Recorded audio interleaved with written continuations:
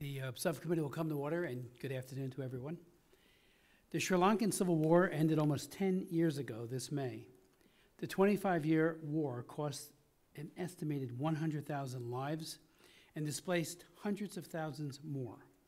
The Civil War was a brutal ethnic conflict between the majority Sinhalese and minority Tamils. Both sides, the Sri Lankan Armed Forces and the rebel Tamil Tigers, have been credibly accused of unimaginable war crimes. To this day, justice for many of the victims remains elusive. Although many observers hoped that the reformist government of President Sri Lanka would increase access to justice, focus on human rights, emphasize transparency and accountability, and improve the rule of law, his administration has been criticized for having an inadequate response. Despite having run on a platform of ethnic reconciliation, President Sri Lanka has done little to mend the ties between the groups, and the political polarization has increased among both ethnic groups. As one of our experts today, J.S. Tissa Nagam, will attest, there has been no progress on holding those responsible for war crimes to account. And he will describe forced disappearances of Tamils and torture were endemic during the war. Much of this was facilitated by the draconian Prevention of Terrorism Act, or the PTA. The PTA is yet to be repealed and is still in use by the government and security forces. Whereas most Tamils nowadays simply desire some semblance of self-government and federalism, their areas in the north and eastern part of the island are increasingly militarized. A concerning development in Sri Lanka is the resurgence of Sinhalese Buddhist nationalism. As one of our expert witnesses today, Dr. Michael Jerryson, will describe, this particularly virulent strand of nationalism preaches exclusion of other ethnic and religious minorities, with Buddhist fundamentalists in groups such as the BBS saying this is not a multi-religious country, this is a Sinhalese country. What of the minority groups such as the predominantly Hindu Tamils then, or the Muslims who constitute a distinct minority, or the Christians who could either be Sinhalese or Tamil? If the character of Sri Lanka is solely Buddhist and Sinhala, there is little room for these ethnic and religious minorities to thrive, and reconciliation will remain a far-off goal. Unfortunately, the trend is heading in the opposite direction. In local elections in February of this year, a newly formed Buddhist nationalist party gained 45% of the vote, beating the government coalition combined. Furthermore, in March of this year, Sinhalese mobs engaged in an anti-Muslim pogrom after a local dispute forcing the president to declare a state of emergency. Sri Lanka's stability is of critical importance to the United States' national interests. Strategically located in the sea lanes linking the Persian Gulf to East Asia, this island nation has seen a spike in recent activity by the Chinese. China's strategy globally is one of indebting countries and binding them in servitude so it can extract resources, so it is safe to say that Beijing's initiatives will not emphasize ethnic reconciliation and or human rights. This presents the United States with an opportunity to stand up for justice and the rule of law and to oppose China's malign influence. After a brutal war that costed an unconscionable loss of life, we must do better to help Sri Lanka get on the right page again. The country has promise, and the people deserve better. Once all sides recognize this island nation will finally have some semblance of peace. I'd like to now introduce our distinguished witnesses, beginning first with J.S. Tissa Nagam, who was an English language journalist in Sri Lanka for over 20 years. In 2008, he was arrested for writing critically against the Sri Lankan government and sentenced to 20 years imprisonment. Tortured and imprisoned for 675 days, he was released due to an international outcry against his unjust imprisonment. He now lives in the United States. He was a Nieman Fellow at Harvard and the Reagan Fussell Fellow at the National Endowment for Democracy. Named a prisoner of conscience by Amnesty International, he was awarded the International Press Freedom Award by the Committee to Protect Journalists in 2009, the Peter Mackler Award for Courageous and Ethical Journalism in 2009 as well, and the British Press Freedom Award, Foreign Journalist of the Year in 2010. He now contributes to Foreign Policy Magazine and Asian Correspondent, among other publications. We welcome him to the subcommittee and eagerly await his testimony. We'll then hear from Dr. Michael Jerryson, who is a professor of religious studies at Youngstown State University, an expert on religious conflict. He is the co-founder and co-chair of the Comparative Approaches to Religion and Violence through the American Academy of Religion. Dr. Jerryson has studied and written on Buddhist fundamentalism extensively.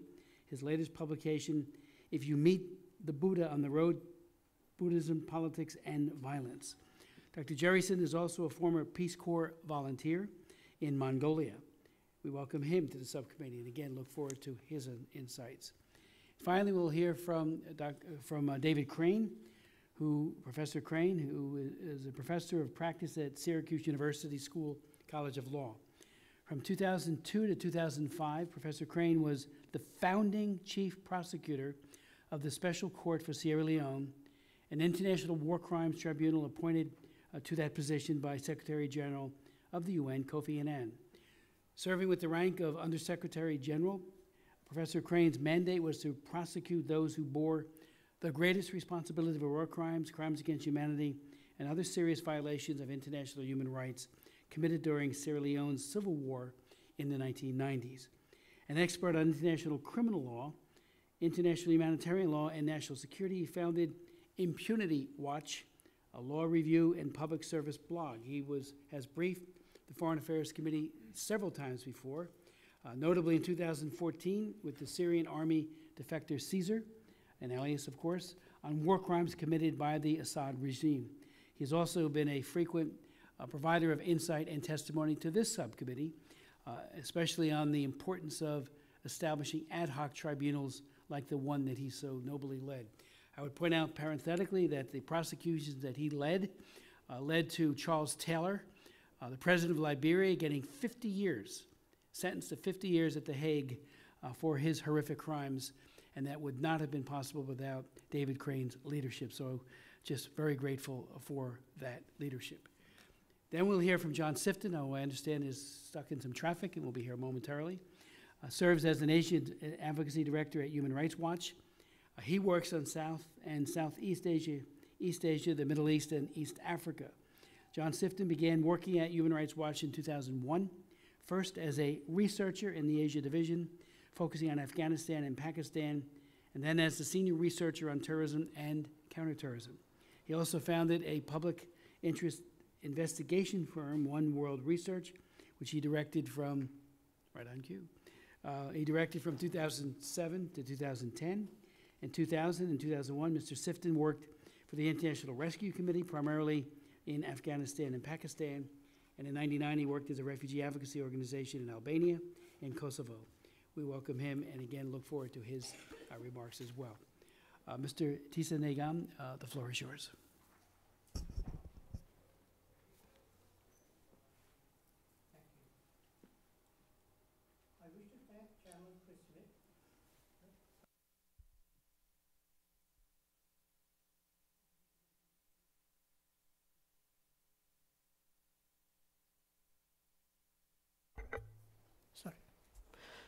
I wish to thank Chairman Chris Smith, Ranking Member Karen Bass, and other members of the subcommittee for hosting this hearing on Sri Lanka this afternoon. My remarks are a summary of the written statement submitted to this subcommittee, and I request that my full statement be entered into the record. Without objection, so ordered, and that would be for everyone on the panel. And any extraneous material you'd like to include as well will be made a part of the record. Thank you. The Sri Lanka government and the rebel LTTE were accused of war crimes and crimes against humanity at the end of the civil war in 2009. The best starting point to address the current human rights situation in Sri Lanka is by discussing what the present government pledged to the US and the international community. The present government was formed in January 2015 after the election defeat of authoritarian President Mahinda Rajapaksa. In September 2015, it accepted human rights violations had occurred during the Civil War. It proposed 4 transitional justice mechanisms to provide justice and lasting peace, which were incorporated into the UN Human Rights Council Resolution 30/1. This resolution was co-sponsored by the United States and Sri Lanka. Then Secretary of State John Kerry placed a seal of approval on this agreement by declaring, and I quote, "This resolution marks an important step towards a credible transitional justice process, owned by Sri Lankans and with the support and involvement of the international community." Close quotes. However, progress on the promises made have been dismal. The UN High Commissioner for Human Rights, Zaid al-Hussein, said in March this year, and I quote, "I regret the absence of meaningful progress. It is urgent for the sake of the victims that progress be made on accountability and transitional justice." Close quotes. Let me elaborate on enforced disappearances, where, while setting up structures, Sri Lanka has failed to build trust among its people. Out of the 4 transitional justice mechanisms that Sri Lanka promised, only the Office of Missing Persons, or OMP, has been established. However, while doing so, Sri Lanka has decided to ignore the most affected people, the families of the disappeared. The stated needs of families of the disappeared in the North are simple. 1, they want the role of the state agencies, the LTT rebels, and paramilitary groups acknowledged in the disappearance of their family members. 2, they want justice. And 3, they want to determine what that justice would be. The OMP does not serve those needs. It cannot try perpetrators. And only under very limited circumstances can it refer cases to law enforcement authorities. It is because of the government's unresponsiveness that many of the families of the disappeared want to boycott the OMP now. For families of the disappeared, the most egregious form of enforced disappearances is the fate of their loved ones whom they handed over to the military at the end of the war in 2009 and never saw again. As one mother, Mrs. Pushpambal, said last week while protesting the OMP, and I quote, "We are not here to speak about the missing. We are here to speak about our children, who we took by the hand and gave to your military." Close quotes. Since February 2017, family members of Sri Lanka's north have been protesting every day, hoping their government will hear them. Finally, when President Sirisena met them, the families asked for the list of those who had been handed over to the military. The president promised to give them a list in 2 days, but defaulted. After the final meeting, Mrs. Yogarasa Kanagaranjini, whose son was disappeared, said, and I quote, "Today we lost faith in this government, but we will continue our unremitting struggle for our loved ones." Close quotes. Finally, I would like to briefly touch on the issue of torture in Sri Lanka. Torture has continued even after the new government took office in 2015. The UN Special Rapporteur on Counterterrorism and Human Rights, Ben Emerson, said after his visit to Sri Lanka in 2017, and I quote, 80% of suspects arrested under the flawed anti-terror legislation in late 2016 had reported torture. UK-based organizations have documented several cases of torture in 2016 and 2017, and their reports are available to this committee. Studies have shown that impunity for perpetrators of past crimes and continuing human rights violations are risk factors to trigger future atrocities. An example in Sri Lanka was the violence against Muslims in February this year. Sections of the police and STF who have been accused of torture in the past abetted ferocious Sinhala Buddhist mobs who were attacking Muslims. While the future of Sri Lanka looks grim at this point, all is not lost. There is a silver lining. The affected citizens are doing their best to hold their government accountable, but they need the support of the United States to ensure their government keeps its promises made to them. The United States remains well placed to use its good offices to persuade the Sri Lanka government to abandon its policy of protecting the military. And the time for the US to act is now. Recommendations. 1. Use the Global Magnitsky Act to sanction individuals accused of wartime atrocities. 2. Use the power of appropriations to ensure human rights violations end and hold Sri Lanka accountable. And 3. Use congressional oversight to see that the Leahy Law stringently vets individuals and military units involved in wartime atrocities and ensure that US tax dollars are not used for training those units in the US, in Sri Lanka, or in a third country. Thank you. Thank you so very much for your testimony. I'd like to now ask Dr. Jerryson if you could proceed. I'd like to thank the Chairman Smith and the distinguished members of the committee. The task I was asked was to identify how we could avoid the escalation and elevation of violence in Sri Lanka. As a scholar of religion and violence, my goal is not to make prescriptive claims about a religion, but to examine it on the ground. I want to also alert that I have been targeted by both Buddhist and Muslim groups in the past in my life. I've been in jeopardy of this, so I have no leans one way or another in these reflections. Religion has a powerful impact on the way people see things. It creates a worldview, a way of how we see what's right and wrong, what we should do, and oftentimes it can override human rights concerns. And I believe this has been happening in Sri Lanka for quite some time. I won't read the entire submission I have, but I'd like to read some excerpts of it. As was mentioned before, the Buddhist nationalist rhetoric has been wedded to violence during the Sri Lankan Civil War and its aftermath. The role of Sinhala Buddhism in the recent anti-Muslim violence suggests that this dominance has a pattern of harmful effects on Sri Lankans' minority communities. And let me add also that dominance doesn't simply affect adversely those who don't have a lot of power, but also those who do have power in both harmful and beneficial ways. National economic and political instability makes visible the systemic inequality. It also inflames tensions. This religio-ethno-stratification engenders a society easily unmoored by ethno-religious conflict.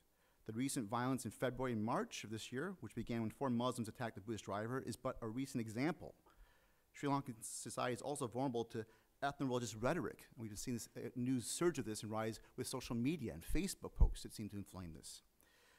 After Buddhist propaganda on Muslim halal conspiracies, the imminent Islamification of Sri Lanka, taglines such as calling Muslims Gonabila, which in Sinhalese in Sri Lanka means monsters, widespread riots have taken place.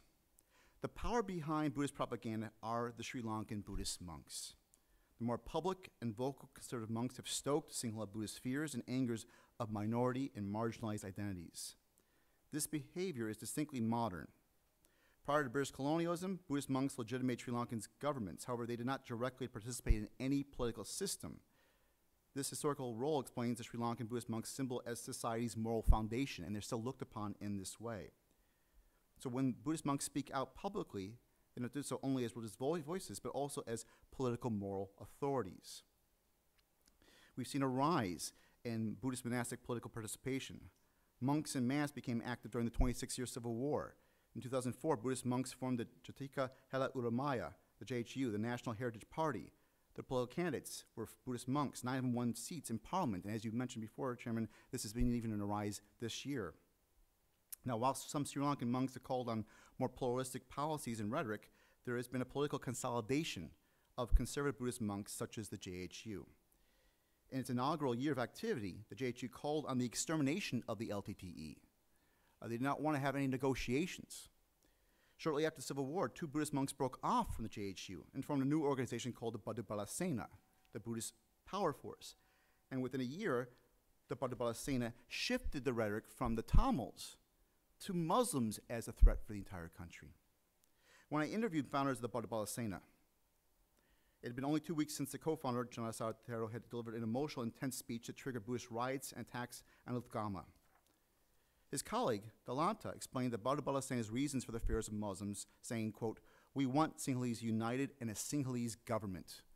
We want protection. We were protecting Theravada Buddhism for the last 2,300 years, and today, Theravada Buddhism is in the West and with the Sinhalese. But the Sinhala race may be around only for the next 40 years. And this is repeated rhetoric, the idea of the fear that they're going to be obliterated. The Sinhala will be obliterated, and true Buddhism will be obliterated in the process. Now, for Delanta, the Sinhala Buddhists may enjoy a 69% majority compared to the 8% Muslim minority, but Sri Lankan Buddhism is a global minority in their views. He and his organization consider their efforts to defend Sri Lankan Buddhism necessary for its very survival. Now, the Sri Lankan government has taken very little action against the Buddha Sena. However, last week, the Sri Lankan government jailed Jonas Artero for citing violence against Muslims, or for him inciting violence against them. Reuters journalist Ranga Sira reports that Jonas Artero told reporters as he boarded the bus to take him to prison, quote, "I have done my duty towards this country. Why should I regret?" So conservative Buddhist monastics such as Jonas Artero and the Buddha Sena see themselves as true to Sri Lanka because of protecting Sinhala Buddhism at the expense of minorities, ethnic and religious. Their decisions require a heightened level of accountability. My recommendations are as follows. Recent human rights abuses in Sri Lanka are a result of a larger and more historic, systematic, ethno-religious problem. To reduce the potential for devolving into another period of civil strife, I recommend the U.S. Congress support the Sri Lankan government to increase efforts to identify its democratic processes with pluralism, to commission a neutral party's comprehensive review of the public educational materials from the national to the local for any ethno-religious biases, and as Buddhist monastics become more political, to encourage their government to support the judicial branch in policing their actions. Thank you. Thank you very much. I'd like to now recognize Professor Crane. Thank you, Chairman Smith. It's, again, my pleasure to be in front of you and the distinguished committee that you chair, along with all of the members who we have worked together for almost 2 decades, bringing justice to the oppressed. I have submitted my comments, and so you have put them in the record. I will not go through those. I'd just like to make a few important points, particularly related to justice and the involvement of Congress in the United States related to the tragedy that took place between 1983 and 2009. Like my colleague here, I approach this with nothing more than neutrality. I have been doing this for almost 40 years as far as advising and investigating and prosecuting those who commit mass atrocities. The conflict that took place, we've seen law of armed conflict violations, war crimes, crimes against humanity committed on all sides. That's a given. We can talk about that in further questioning, but let's just use this as a baseline that all parties committed violations of both domestic and international law. International efforts to try to bring the parties together have been largely neutral at best and a failure most of the time, and that is because of the long-term challenges that go with long-term guerrilla conflict. Sri Lanka will never be at peace, a sustainable peace, unless there's both truth and justice through some type of truth commission, reconciliation, as well as some type of justice mechanism, either domestically, regionally, or internationally. In my mind, with all of this experience and have studied and worked with and dealt with on a practical level these types of issues, the short and medium term outlook for any type of truth or justice is bleak at best. I see little to no U.S. ability to influence any of the parties to bring them to the table to talk in a constructive and just-like way. Perhaps in the long term there may be some political openings and sunlight that will appear on this beautiful land which I have walked for many weeks, particularly exploring and visiting all of the battlefields of that last 4 months in 2009 as a member of a panel of experts looking into potential war crimes and crimes against humanity. My suggestion would be this, Mr. Chairman, in conclusion, is that your committee, the committee headed by Chairman Royce and Congress at writ large, as well as the U.S. government, to first show empathy a recognition of the pain on all sides. If we lock ourselves into a narrative on either side, then we are starting off on the wrong foot. I would also encourage engagement.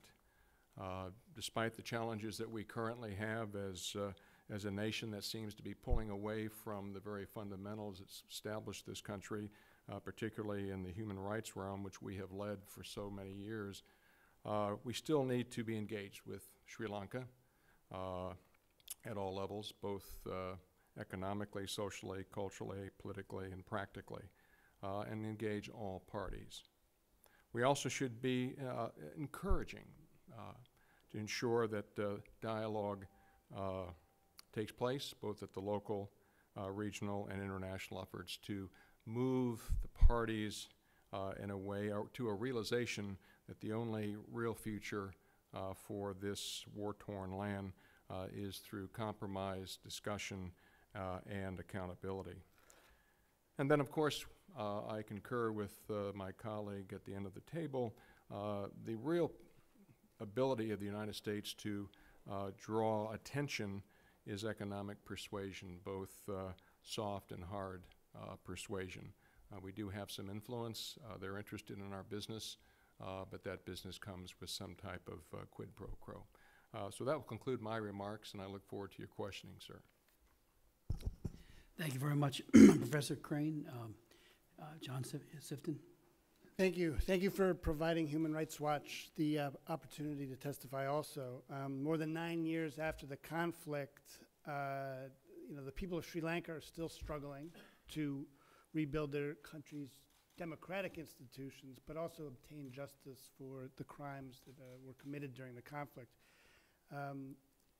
It's only after President Saracena was elected in 2015 that the government really began to take more seriously the work that needed to be done to address past abuses. But this came about because of intense pressure from minority Tamil and Muslim communities and local activists, but also from strong pressure from concerned countries, including the U.S. The U.S. played a huge role in convincing the government to engage with the UN Human Rights Council. And I'm going to talk about the UN Human Rights Council a little later.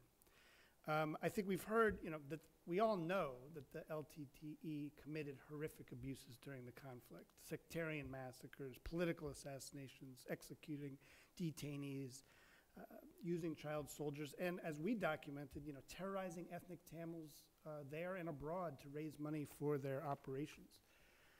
The Sri Lankan security forces, for their part, committed countless arbitrary detentions, extrajudicial killings, and forced disappearances. But the abuses at the end of the war were obviously among the worst of all. And between indiscriminately shelling civilians, using human shields, and killing surrendered combatants and other Tamil men who surrendered at the war's end, it was a horrific time. And that's why there was so much pressure by the U.S. at the Human Rights Council. The two resolutions since 2015 setting up these 4 different mechanisms: the Special Court for Alleged War Crimes, Reparations, Office of Missing Persons, a Truth and Reconciliation Office. Those were great resolutions, and it marked a huge progress. Unfortunately, as we've already heard, it's really only the Office of Missing Persons that's up and running, and even their work has not really shown a lot of fruit. The reparations process has been very slow. There was a bill, but it's still stalled out. But most worrying of all is that there's no progress that's really been made on creating a special court. And both the president and the prime minister have all but said that there never will be a court. And that's a huge tragedy that I think they should be criticized for a lot. But this brings me to the issue of the Human Rights Council. When we think about our recommendations, what needs to be done on this issue, obviously U.S. pressure is a big point of leverage, and we urge members of Congress and administration officials to keep pressuring there. But when I drafted my testimony, I had not yet watched Ambassador Haley's comments yesterday withdrawing the U.S. from the Human Rights Council, and it really just changes everything that I was going to say. I also had not read the letter that Ambassador Haley sent to my organization and Amnesty International this morning, specifically blaming us for their withdrawal, saying that we had sided with Russia and China to sabotage their efforts at reform. The response within Human Rights Watch this morning to that letter was shocking. This country, Sri Lanka, was among the ones we worked with the US the closest to create resolutions to address the country's human rights problems. And we found that letter to be not just an insult to us and our work together with US officials, but an insult to the people of Sri Lanka, to North Korea, to Burma, and other places where the US have worked together. And so I hope one thing that can come out of this hearing is that members of Congress can press Ambassador Haley on why she made this disastrous, short-sighted, and frankly childish decision to withdraw from the Human Rights Council yesterday. Going forward, I think the US could still use its role at the Council, even if it's not a member, to urge the next resolution in March of 2019 to find fault with Sri Lanka and say, what is going on here? You'd agreed to do these 4 things, and you haven't done them. Unfortunately, if the US is not going to be in Geneva to do that, it will fall to other countries, and that is a terrible indictment of this administration's commitment to promoting human rights. I'm sorry that this issue had to sideline, the hearing about Sri Lanka. I would be glad to talk more about the Sri Lanka problems in particular, but I had to address this issue with the Human Rights Council. I have a written version of my testimony, which includes the World Report chapter from Human Rights Watch's 2018 World Report on Sri Lanka, and I'd ask that it be entered into the record. Without objection, so ordered. Thank you. Thank you, Mr. Sifton. Let me just begin, the Office of Missing Persons and Mr. Tisa Nigama, you were very, very critical of that and pointed out that the families, or some of the families, maybe you said many of the families, said that they will boycott the Office of Missing Persons, set up to probe disappearances. If all of you perhaps could focus on the shortfalls, what needs to be done to fix it, and again, what pressure might we bring? I mean, missing persons, I've held hearings, have done site visits all over the world, even during the war in former Yugoslavia. That was, the issue of missing persons was a huge, still is, huge issue at the time. Our own POW MIAs in North Korea, as well as in Vietnam, was, the first speech I gave on the floor of the House in 1981 was about our missing in Vietnam that we did not get a full accounting for. It seems to me that, that is the brokenness of the families, asking for that basic information really needs to be pressed very hard. So if all of you could speak to that. Because obviously the families probably thought this would work, and they have been disappointed. Thank you, Mr. Chairman. Well, let me start by saying a few words about what led to the OMP. As I said, it was one of the proposals made by the Sri Lanka government at the UN Human Rights Council meeting in 2015 in Geneva. Basically, what the OMP was supposed to do was to look not only, was supposed to look into the missing persons across the board, but particularly it was supposed to look into disappearances.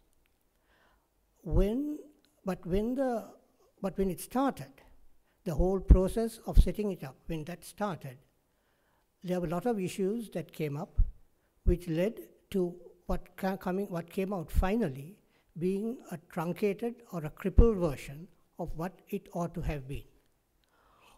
What the people, the families of the disappeared wanted was not only that the OMP would look into finding out the truth about the disappearances, because in the case of many people, as I said, who had handed over their children and their loved ones to the military at the end of the war, they didn't need much information as to what happened to them. They saw their children or their husbands being handed over to the military, and then they disappeared.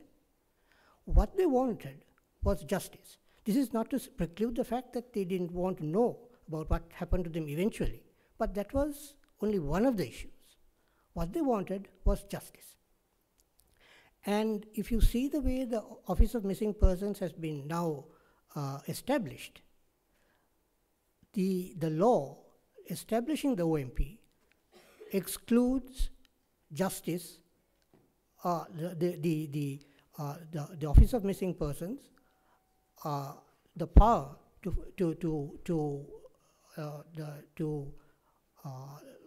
to punish perpetrators.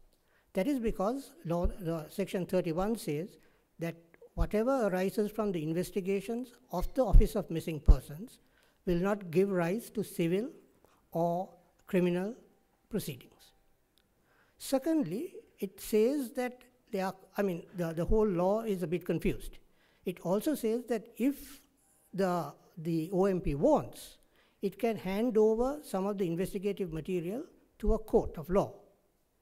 But that again, there are caveats. It says that it is only if there is no social or other problems or problems to the nearest relatives arising from that.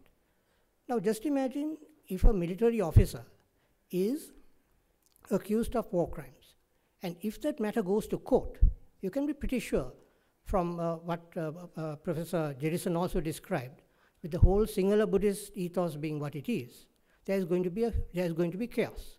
So the OMP has the discretion not to put it forward to the court of law. Now that is completely against what the people, especially the victims, want. So therefore, while the victims do want to know what happened to their loved ones, and that is assuming that the OMP at least does that function properly, one of the other things that they've been asking for is justice, which the structure and the character of the OMP will not allow them allow it to provide. Thank you.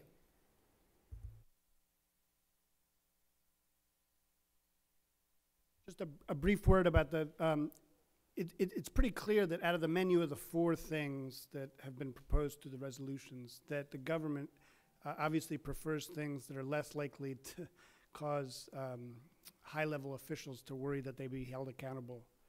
And so reparations and the Office of Missing Persons has been more appetizing to the leadership as things that can be done that won't have that impact. And yet, not even these things appear to have been done. One warning sign is that a lot of families are now telling us that they won't accept reparations unless there's some progress made on justice or accountability or truth-telling, that they simply won't take the money. That may be a sign that this could boil over in coming weeks and months. But the other warning sign is that the debate over accountability can have political ramifications. Among the people who may run for office in the next election is Gotabaya Rajapaksa, who was defense minister at the time of the worst abuses in the war, and also incidentally a US citizen who's under investigation by the Justice Department for those alleged war crimes. He's been implicated. That's a huge political ramification right there, in the sense that if he's held accountable, that could lead him to have more political support. If he's not held accountable, that in turn could provide a reason for why the ruling party may fail in the next election, because the northern vote on which they were so dependent will not be delivered for them because of the profound disappointment in the government and not holding anybody accountable. Just one point, the issue of justice, which all victims, and it's at the end of the day all about victims, what they want is truth and they want justice. They want to tell the world their story, what happened to them, whether it be before a small body like a truth commission or an international or a local court. But at the end of the day, particularly in Sri Lanka, but it's also proven to be in my practice in international criminal law for over 2 decades, is that the bright red thread of all of this is politics. It will be a political decision someday that someone's going to say we've got to do something about this, and that time is not present. So we have to just understand that as a word of caution. When that happens, I have no idea, but it will be a political shift that will cause people to begin to move towards some of the that four-cornered stool which they put in place in 2015, 2016, which has all the possibilities, but the politics of it weaken that whole structure. Let me just ask you, Mr. Crane, after the Civil War, the Sri Lankan government put together the Commission of Inquiry with the intention of investigating both the Sri Lankan military and the Tamil Tigers. Can you describe your role in that commission? And if you could, how effective has it been? How disappointing has it been? And you also have suggested in your testimony that a court similar to the one that you so effectively led in Sri Lanka, in Sierra Leone, be, established in Sri Lanka. How realistic is that? Do you think that's something that could be achieved? Well, thank you for those questions, Mr. Chairman. Yes, I was on the panel. I was on the panel of experts with Sir Desmond de Silva and Sir Jeffrey Nice and myself, advising that initial commission looking at what the possibilities were related to war crimes and crimes against humanity took place. I was brought in 2014 to advise that body, which we did. We found that, as many of the inquiries have already found, but unequivocally, neutrally, and with great depth, found that international and domestic crimes were replete. We focused particularly on a lot of the dust that was in the air related to those final 4 months. And the three of us literally walked that campaign all the way to the beach, that the last day of the conflict, for lack of a better term.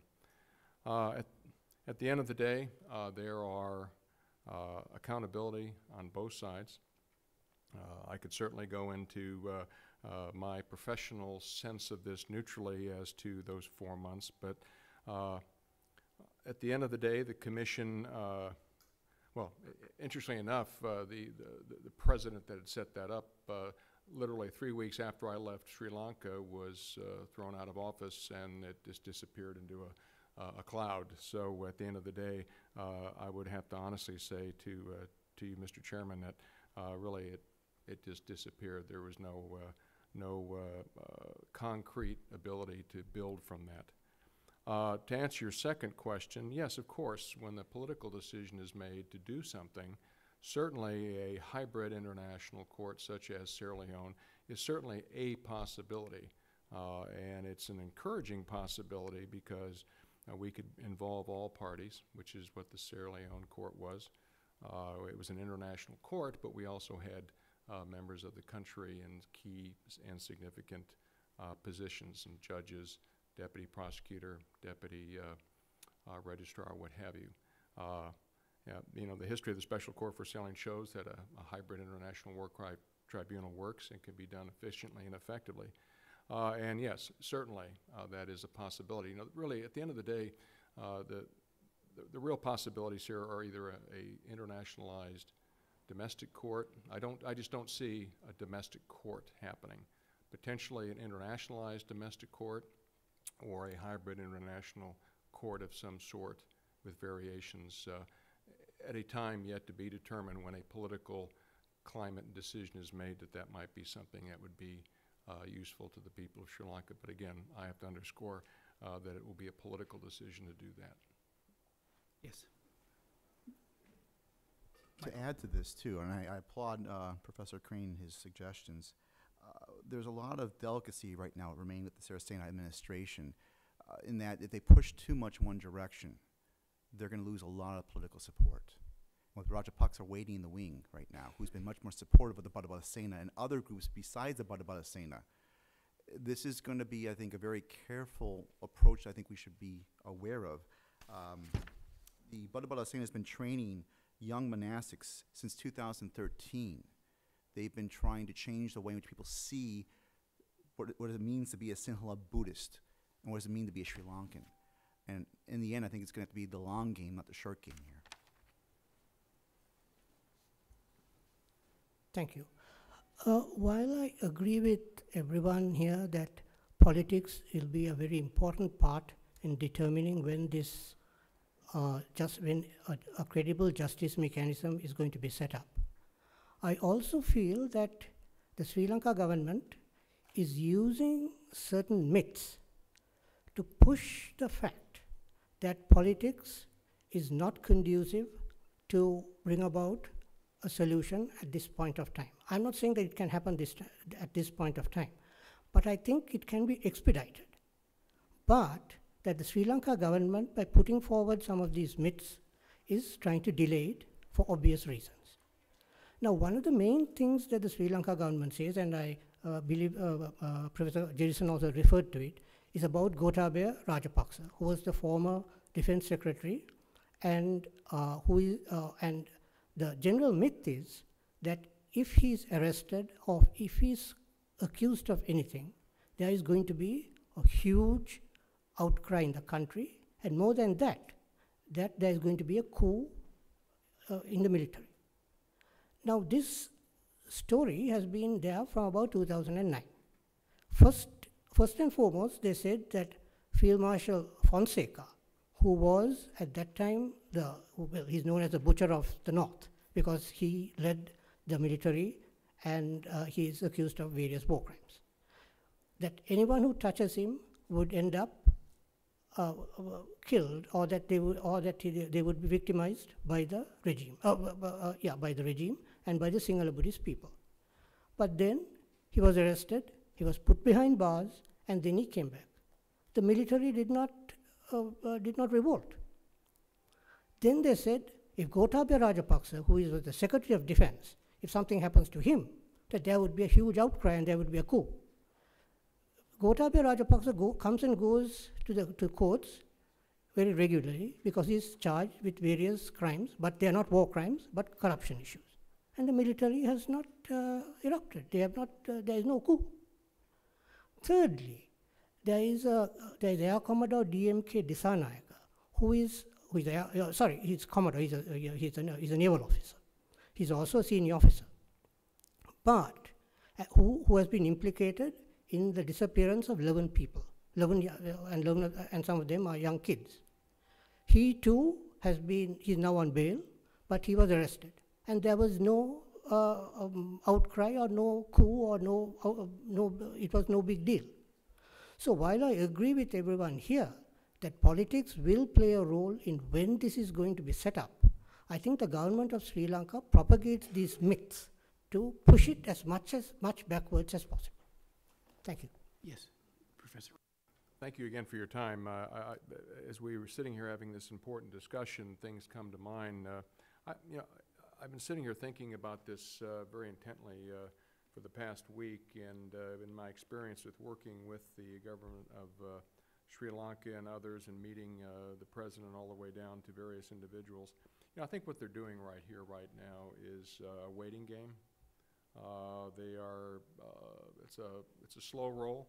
They'll give and take here and there to ease pressure, but they're looking at over time that the interest in accountability for Sri Lanka will wane, because again, the placement geopolitically of Sri Lanka itself puts it right in the middle of three major powers, particularly India and China, but also on and off interest by the United States in trying to develop an influence in that part of the world.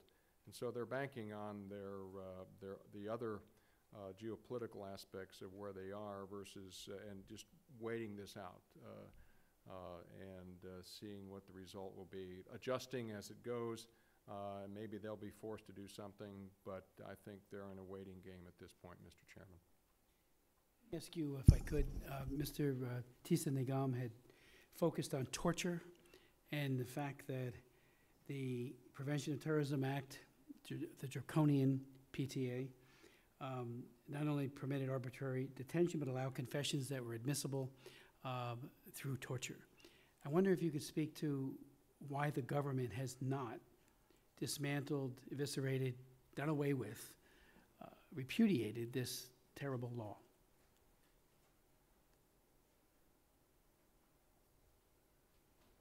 Thank you. Well, I think the very simple answer is that they don't want to do that because it would take away a very important tool that the government has to punish people who they think are culpable, or at least who have been charged on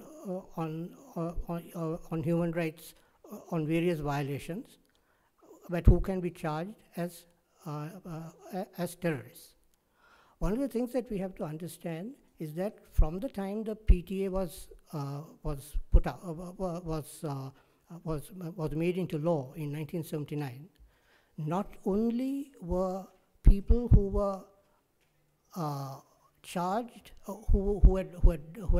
whose offences were cognizably terrorist offences, but even people who expressed dissent, people whose speech and whose actions should have been safeguarded and protected as legitimate, as only criticizing the government or the people in power, were made to look terrorists, because the way the law is couched, the way the law is written, is so broad that it includes almost anything as an act of terror.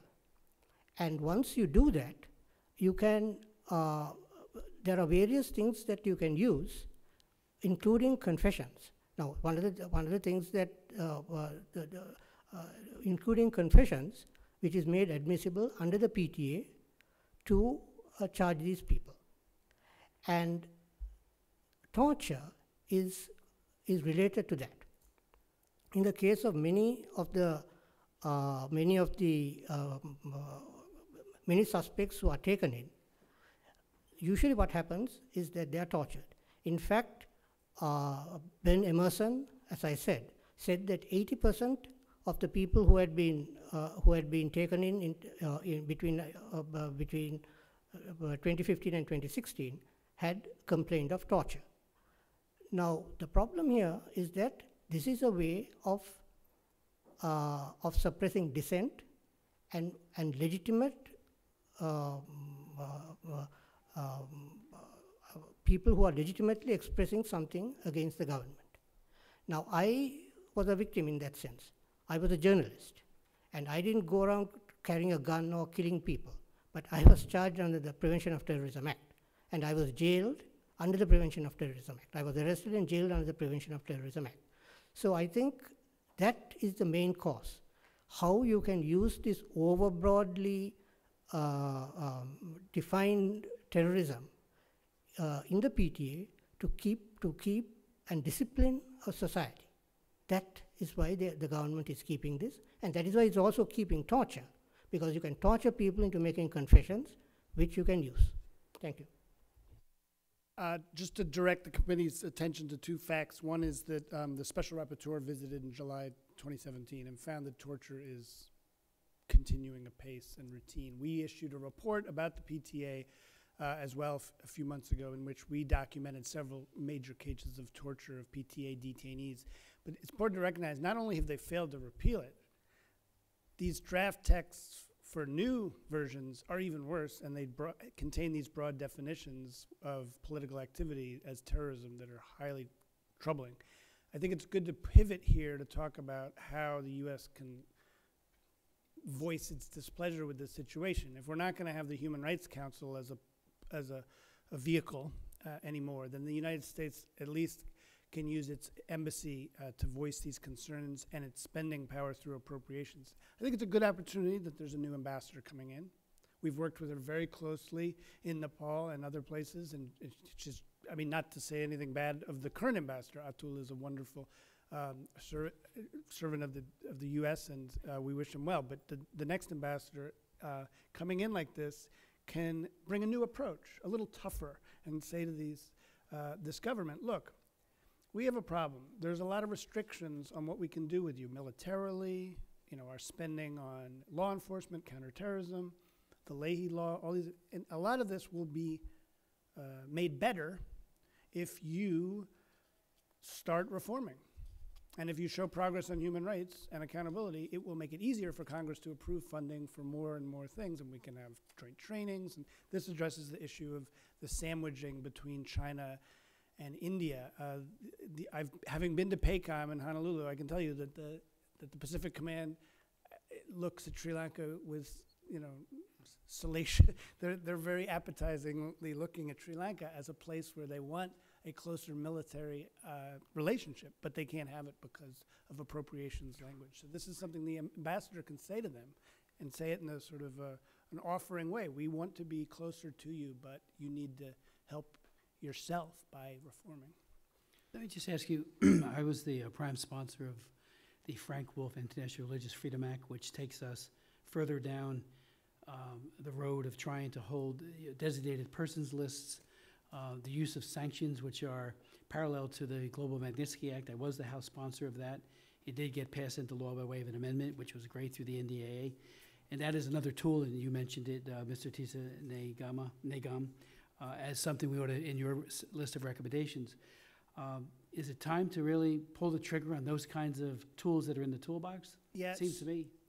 I wish it was. I wish I could say yes. The problem is that the current way in which the administration, State Department considered sanctions under Global Magnitsky requires that the abuses in question be somewhat recent. And so that you would really have to focus on current bad actors in the last 3 to 5 years. You cannot really make a successful Magnitsky petition to the government about abuses that took place in 2009. It's intensely frustrating to us as a human rights group, but that's the reality that we're dealing with. Especially since the torture is ongoing. Right, that you could. If you identify Sri Lankan officials who are implicated in torture in the last 3 to 5 years, by all means, they should be recommended for sanctioning under Is that something that Human Rights Watch is compiling lists of people that could be held accountable? Sri Lanka is one of several countries that we've recommended. For those names, could you convey them to this subcommittee? That would be very helpful. Yes. Professor? Mr. Chairman, I certainly would love to see that kind of movement. I helped in the Senate draft the Magnitsky Act. But the point is that how hard do we want to push right now? I agree with my colleague here. We have a new ambassador coming in. If we push too hard, what ends up happening is nothing happens. Go ahead, they'll say do it, but then they'll turn to India or China, and we lose that important base. And again, you remember, just within a month, the Department of Defense did something, and it rarely does, change the name of a combatant command to the Pacific India Command, which shows you how important, from a geopolitical and military point of view, they see this region. So it's a delicate dance. Yes, altruistically, that's the way to go, but I think practically speaking, we need to be able to show them that we could do this, but there are other openings that might be able to allow us. Because again, it's been my experience, if you push the Sri Lankan government, and whatever the issue may be, too hard, they will dig their heels in and throw the baby out with the bathwater. And so all of a sudden we had something, and then all of a sudden we have nothing. Let me, before I go to one of my final questions, we are joined by a constituent of mine, Balin Kuga Palan, who's from Mercer County, and he and his family are here today. I want to welcome them, thank them for coming. Let me just ask a couple of final questions. The state of the media, or lack of media freedom in Sri Lanka today, where is it today? Can journalists write openly and critically without the fear of that knock on the door in the middle of the night? And how do we address, or how are they addressing the plight of religious and ethnic minority groups such as Christians? And before you go to your answers, just let me also point out that T. Kumar is here. T. Kumar is with Amnesty International. He spent over 5 years as a prisoner of conscience. So I want to thank him for his insights. He frequently testifies before this subcommittee. So I want to thank him for those insights, which are very much valued. But if you could speak to those issues, status of press freedom or lack of it, and the issue of other minority groups and how well or poorly they're treated. Thank you. Well, basically, when you look at Sri Lanka's performance with as far as press or media freedom goes, generally it has improved from what it was in 2009, and in fact from 2015. And when you look at the RSF's index, for instance, Sri Lanka has come from about the 162nd position to something like 142. So when you look at it from that point of view, there is, people can write, people can say what they want, and stuff like that. But I think there is a very important thing that we have to recognize. There are certain things that cannot be spoken about in the Sri Lankan media. And one of those is about things like war crimes and crimes against humanity, and about disappearances and issues like that. So while there is much more freedom to write about, even about general political issues, there is absolutely nothing, or I would say very little, to have an in-depth discussion on issues like war crimes, about disappearances, torture, and stuff like that. Now, I think it's very important. I mean, people might say, okay, this is just one thing. I mean, you can speak about everything else. But I think it's fundamental if Sri Lanka is to reconcile, if its groups are going to reconcile and come together, that you have a situation where the media is free enough to be able to discuss and have conversations on this matter. So I think there is the main issue that does not permit this is the Prevention of Terrorism Act. The PTA does not allow you to write. I mean, if you want to write something that is critical of the government, even today, especially something that doesn't something that on ethnic reconciliation and stuff like that, it is not permitted. So this is done in two ways. In the north and east, even yesterday, someone who was covering something on the disappearances was harassed by the military, and this happens all right along. So anyone who does anything about the military, or about the protests, or about any sort of or disappearances or anything like that, journalists can be harassed. They can be asked to give their the names of their sources. Their photographic equipment has been taken away from them, and stuff like that. In the south, it's different. While this happens, also this happens, the other problem is that the government looks upon anybody who, in Sinhalese, or most Sinhalese who are writing about the ethnic issue and asking uncomfortable questions, as type of traitors, you know. You are going against our government, and our government which destroyed terrorism and killed off the LTT. So that project does not allow some of the editors and journalists who want to write, and that, very importantly, places self-censorship as far as the southern newspaper and media people are concerned. That's so. And also the third thing is that a lot of websites that speak about some of these issues are now blocked in Sri Lanka, including 13 as of 2017 December. Thank you. Mr. Garrett? Oh, I'll yield for the time being. I'll waive in reserve. Close to the end. Yep. If anyone would like to touch on how the Christians and other religious minority groups are being treated.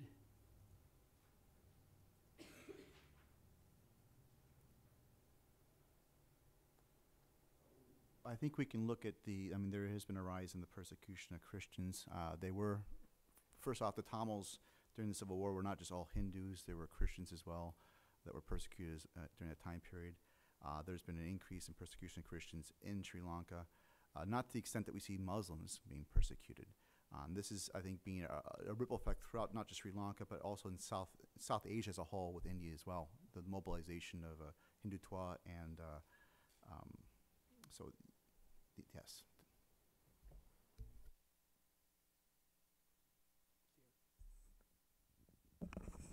Is there anything else before we go to Mr. Garrett that any of you would like to add that we have not touched upon today? Just so we have a complete, comprehensive record.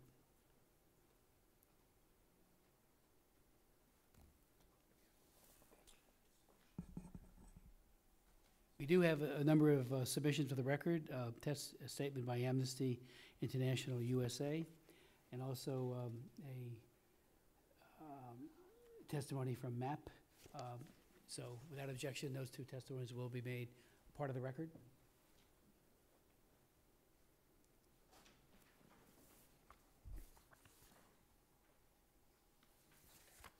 So I would speak briefly and begin with an apology for my tardiness. And I know that Mr. Sifton in particular has raised a number of concerns as it relates to the United States action with regards to the UNHRC. I would submit that membership in an entity who purports to espouse particular values as it relates to basic human rights and yet allows actors who are some of the most egregious violators of those values the positions and authority that the UNHRC has over the years almost undercuts the mission purported by the entity to begin with. I would also submit, at least in the opinion of this member, that advocacy on behalf of human rights at the expense of one group at the expense of human rights of another group also becomes self-defeating. And so I certainly don't commend all actions as it relates to the United States with regard to the UNHRC, but I understand that perpetuating the idea that the UNHRC and the membership thereof is somehow worthy to pass judgment wherein member states like China, like Saudi Arabia, like Russia, like Cuba, and in the past Venezuela, whose human rights records are far from gleaming, again, undercuts the stated mission of the entity. So it's a little bit more complicated than I think perhaps it could be made. With that, again, my sincerest apologies, and I thank the chairman for the time and would yield back, reserving the... Thank you, Mr. Garrett. The chair recognizes a good friend from California. Thank you. And Brad Sherman. I want to thank you for allowing me to participate. I'm not a member of this subcommittee, but I've been very involved in Sri Lanka as ranking member of the Asia subcommittee, which had its own hearing, hence delaying me from being here. And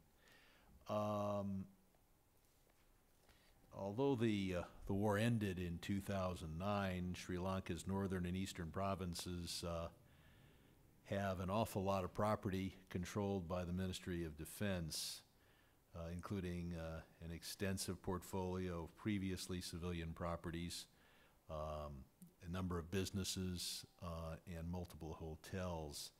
Is it inappropriate for these civilian properties to remain under military control almost 10 years after the end of the conflict? And what is the Sri Lankan government taking steps to restore civilian control to these properties in the northern and eastern provinces?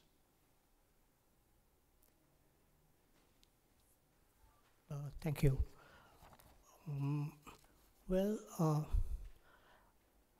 Originally these properties were taken over by the government, saying that this was for security related reasons. This was during the war, and this happened over a period of about almost 30 years. The problem is that the war came to an end in 2009, and to your question, there is no need for the Sri Lanka government to hold on to all this amount of land. What the government says is that it needs this land to establish camps and control the security of the area.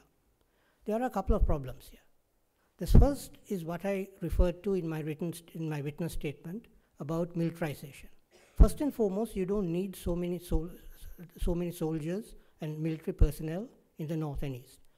According to some statistics that came out very recently, in a town called Mullaitivu, the ratio between soldiers to civilians is 2:1. There are 130,000 people to 60,000 soldiers. So first and foremost, we don't need so many soldiers there. So you can close some of those camps. Coming to the land itself, there are two types of land that is being held. One is state-owned land, and the other is private land. So while the government, under a lot of international and local pressure from human rights organizations and stuff like that, are giving back land, it is nowhere near what the people want, because many of those people who are not, who want that land back, especially in the case of private owners, they are mostly in refugee camps. So you don't want to live as a refugee when the army is occupying your land. So, so while land is being given back, it is very slow and not in keeping with the demand of the rate at which people want that land to be given back. That is the first. That's the second issue. The third issue is that the government tells you, okay, right, we are giving you 20 acres or 100 acres or whatever it is, and the people go and settle there.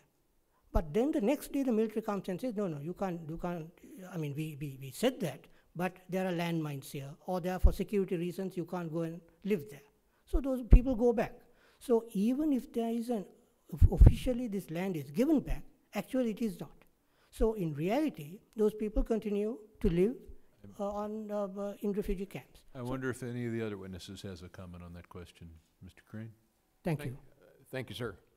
Yes, I do. You know, and the international humanitarian laws of armed conflict do recognize property seizure in a general sense, but there's got to be an appropriate, in most cases, militarily necessary reason to seize that property. And even if that is done, particularly in situations like that, some type of compensatory arrangement is made. You know, Geneva IV deals with the laws of occupation, and of course, during conflict, a party to the conflict can seize property for an appropriate reason. Initially, after the conflict ended, movement of military forces into that part of Sri Lanka was legal and probably appropriate. But what's over a period of 10 years now is that the militarily necessary reason for them to be doing that has waned. And now all this is really just a visible reminder of raw power. And the Does it produce a stream of income that goes directly to the military coffers? Congressman, I just don't know those facts, so I would not comment on that. That's, I don't know if Mr. Shifton. The assumption is that would not be a stretch of assumption. But let's be clear about the laws of war. The conflict is not underway. There is no active state of armed conflict in Sri Lanka today. It ended in 2009. This year's omnibus appropriations law conditions U.S. economic and security aid to Sri Lanka on its government meeting certain human rights benchmarks. Should we further condition our assistance to Sri Lanka on progress on human rights issues, including accounting for missing persons and providing some degree of political autonomy to the Tamil minority?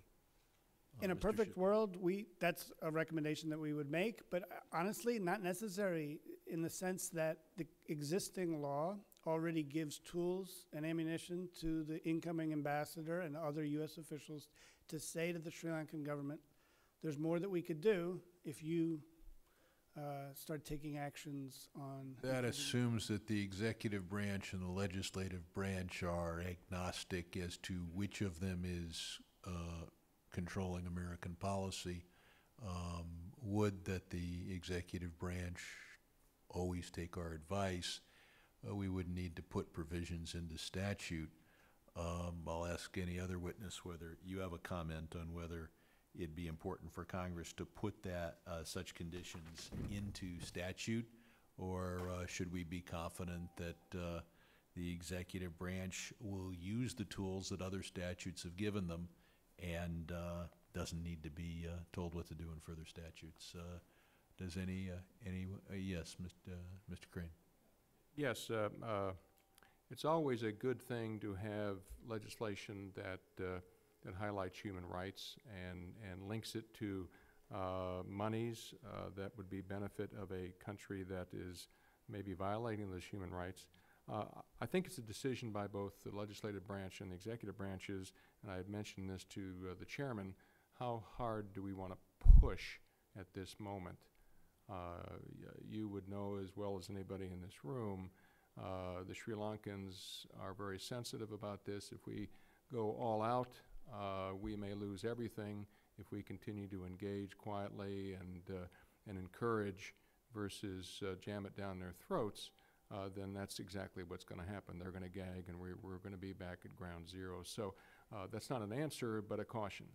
And I'd point out the one disadvantage we have as a legislative branch is when we want to influence the executive branch, we can do that quietly, but when we want to control the executive branch, it's in a public statute, which means that it's not subtle, and sometimes we should be subtle, and sometimes we should be less than subtle.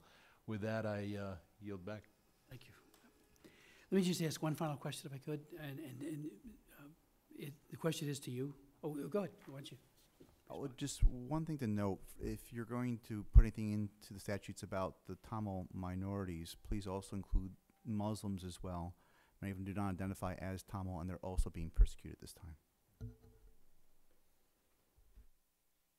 If you could elaborate, you noted in your testimony you interviewed the founders of the BBS in the summer of 2014, only 2 weeks before Nasara Thero gave a speech that triggered Buddhist riots and attacks on Muslims. Could you elaborate on this seemingly escalating threat of this extremism? Absolutely, Chairman. Just to be clear, do you want me to reflect more on the meeting or on the current escalating threat? Current escalating threat, but you obviously, having talked to them, the founder back in 2014, I think would have some very useful insights. The Buddhist nationalist groups right now in Sri Lanka are feeding off of not just themselves, but also adjoining Buddhist organizations such as the Mabata and the 969 movement in Myanmar. And so they're beginning to feel more and more emboldened of the fact that they're alone, that the West is only concerned with Christians and colonial rhetoric, and that they have to take matters into their own hands. Well, if we speak out, if you would yield for a moment, very aggressively on the Rohingya, which obviously are in the crosshairs. Yes, yes, absolutely. There was actually in September of this past year, there was a UN-sanctioned refugee camp in Sri Lanka for Rohingya refugees that were attacked by Buddhists and Buddhist monks that were Sri Lankan. So this is the rhetoric of pointing out that Buddhism is under threat is becoming more and more, I think, solidified, more clear for many people. It's given more traction.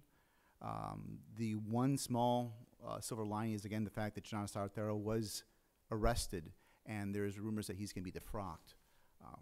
But this is something that hopefully we can see more of. Dr. Jervis, yes.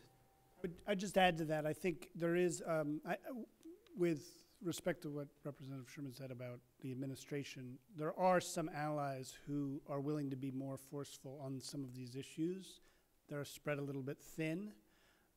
One of them is former Senator Brownback, who's now Ambassador at Large on these issues. Encouraging him to visit the country would probably be to the country's benefit in the sense that it would revitalize efforts at C Street and in Washington in general to really address these issues with a little bit more vigor. I'll take that up with them. Great idea. Anything else you'd like to add before we conclude? I would like to respond to the issue of the Human Rights Council, if I may, very briefly. There's no doubt that the Human Rights Council in Geneva is deeply flawed, but it has also given us things like the UN Commission of Inquiry on North Korea and the 2 resolutions that pressured Sri Lanka to do everything that they have done, as inadequate as it is. There was a reform process underway in Geneva. Ambassador Haley, instead of working within that process, tried to lead a shortcut through the UN General Assembly where the U.S. lacked requisite political support and where it also would have opened a Pandora's box of other amendments by bad actors, including Russia and China, that would have ended with a net result of a worse Human Rights Council. So for all those reasons, we suggested they not do this. And I would submit that if the measure of how flawed a UN body is that its members have egregious human rights records, then what are we to do with the UN Security Council? Should we withdraw from that as well? I thank you. I would just provide one insight from, when the Human Rights Commission, its predecessor for the Human Rights Council, many of us had very, very high hopes that it would matriculate into a true, robust human rights organization of UN member states that really had as close to as impeccable records as possible. I, for one, believe that we should always stay and fight from within, but it is so egregiously flawed. The way it focuses on Israel is an abomination. When countries like China, where torture is absolutely pervasive and all their other human rights abuses, I've gone to the council many times, raised issues, went to the press conference that the Chinese held and raised these issues. They just closed down the press conference and didn't want to talk any further. So, hopefully withdrawal, if that's what will actually happen, will lead to some very robust introspection. I've raised issues with Prince Zed many times. I think he has made numerous mistakes. I'm sure he's well-meaning, but numerous mistakes, especially as it relates to Israel. How many votes are had in that council that are all directed at Israel when so many, even on the issue of killing or enabling terrorists subsidized by the PLA and paying their families, pay to slay is what we call it. We recently had legislation on the floor of the House to at least ding them on some of the money. I'm going to introduce a new bill that says we'll hold criminally and civilly liable those at the PLA who provide this blood money to terrorists and to their families, and also hold a position in the PLA leadership depending on how many years you spend in prison when you commit a terrorist act. There were a few, and yet there's the PLA. I know it's an organization. It's not a de facto government per se. It is a government. Gets away with this murder. So I think, I thought we should have stayed and fought from within, but I am shocked and dismayed how the cast of human rights abusers remain dominant at the Human Rights Council. It's not much different, if at all, from the Human Rights Commission. So the hope that that as a replacement, it would have led to a more transparent, open, aggressive, this is where human rights are really done, didn't happen. Well, we'll keep fighting to reform it. So we will keep fighting because it needs help, and it will reform, whether the U.S. is there or not. Gotcha. Yes, Michael. If I can add to this discussion briefly. So, as I mentioned before, there's a battle of rhetoric taking place in Sri Lanka about the fact that there might be Western propaganda taking place, Western interests. My concern is the timing now of this, the fact that being pulled out of the Human Rights Commission means that also the Council can also start looking at the United States and saying agendas about possible human rights problems that we have here, and that could be used as fuel for fake news and false information in Sri Lanka, disregard what we have to say. So it's a concern I just want to put out there. Mr. Chairman, so would you suggest then that if we hadn't pulled out of the UNHRC that there wouldn't be any fake news or propaganda? No, not at all. So in other words, we're going to get that either way, right? This is almost like, I would argue, giving the fox the keys to the proverbial henhouse. And if you wanted to have credibility, then maybe there should be some standards for membership thereon. That's a rhetorical assertion. But again, I have great sympathy for the administration, for the chair, for Ranking Member Sherman. There's no right answer here. Having said that, as it relates to Mr. Sifton's comment to the UN Security Council, there are those who would say you're absolutely correct. Right? The question is, what baby do you throw out with the proverbial bathwater? Having said that, if I were to review and enumerate the human rights violations of the members of the UNHRC just right now, we'd have to book another several hours. Right? That's all. I don't disagree with you guys. In fact, I admire you, and I think you're doing the right thing. But there's no panacea here wherein we go, well, if we're a member, everything will be good, and if we're not, everything will be bad. It's frustrating. One point is that the Human Rights Council's votes on these resolutions passed by unanimous consent. So these egregious human rights actors who have, caused our staff huge problems, put us in peril, allowed these resolutions to go forward. So yes, it's flawed, and yes, they're egregious human rights. But by virtue of participation, you essentially legitimize those edicts. That's the problem. If you turn and walk away from it, you say we don't recognize the authority of this particular entity. Right? We've seen this recently as it relates to the arbiters of what is and isn't, for example, a hate group. When you give blanket authority to a subset of individuals to determine who is bad and who is good, ultimately those individuals in a world corrupted and not inhabited by fallen human beings would probably tend to err on the side of whatever agendas they harbor, right? You can know, and I do, that Israel is not perfect without agreeing with every assertion that somehow Israel is evil. I want to thank all of my colleagues. I want to thank our very distinguished witnesses for your extraordinarily incisive and really illuminating testimony. It helps us to do a better job on the subcommittee, and we will be in touch with the administration on many of the recommendations you have made. So thank you so very much. The hearing is adjourned. Got